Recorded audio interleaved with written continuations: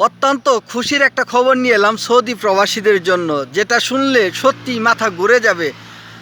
আপনারা বলতে পারেন যে কি এত বড় খুশির খবর। তো সেই জন্য বলবো যে পুরো ভিডিওটির সাথেই থাকবেন, মিস করা যাবে না। আসসালামু আলাইকুম, কেমন আছেন সবাই? আশা করি প্রত্যেকেই ভালো আছেন। সবাইকে ঈদ মুবারক। কারণ ঈদের মধ্যে আপনাদেরকে ঈদ মুবারক দিতে পারিনি, তার জন্য দুঃখিত।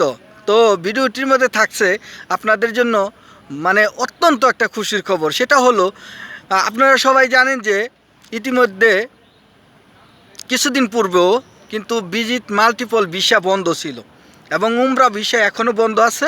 হয়তোবা 13 জুন বা 15 জুনে ওপেন করা হবে।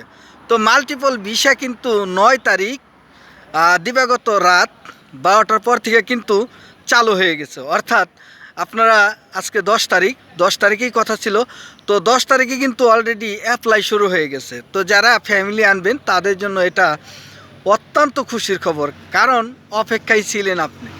আপনার জন্য এটা অত্যন্ত খুশির খবর, আপনি অপেক্ষায় ছিলেন আপনার ফ্যামিলিকে আনার জন্য।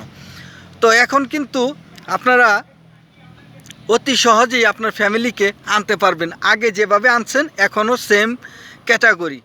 আপনার দেখা গেছে কিছুদিন পূর্ব মাল্টিপল ভিজিট ভিসার জন্য অ্যাপ্লাই করলে সেখানে নো এন্ট্রি দেখাইছে বা সিঙ্গেল এন্ট্রি দেখাইছে।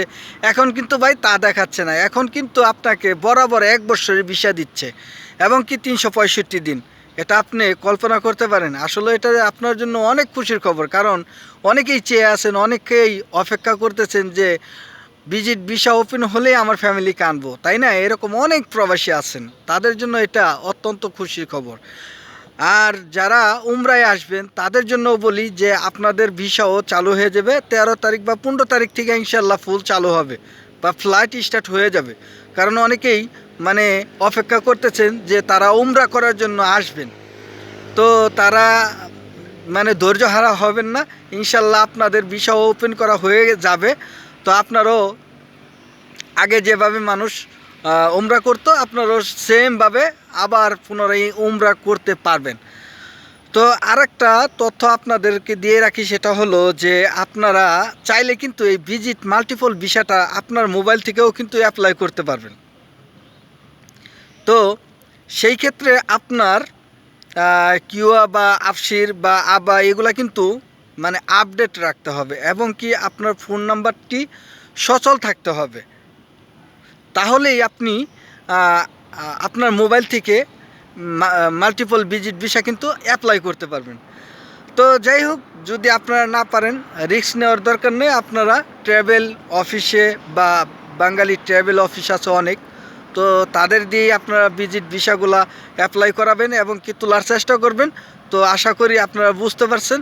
আজকের ভিডিওটা কিন্তু অত্যন্ত গুরুত্বপূর্ণ, কারণ কি যারা অপেক্ষায় ছিলেন তাদের জন্য।